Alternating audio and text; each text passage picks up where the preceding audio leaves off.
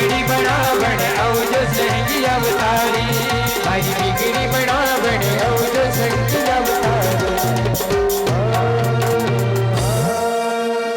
तुम दया करो रे गुरुदेव, शरण में तुम्हारी, शरण में तुम्हारी, मारी बिगड़ी बनावण औजो संगी अवतारी।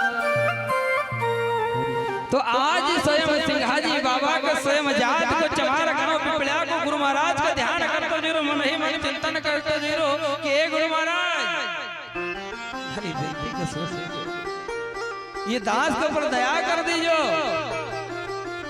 तो उसी समय का ऊपर जैसा ही मन चिंतन करते जीरो और मन ही मन डरते जीरो, क्यों एक जात को चमारा।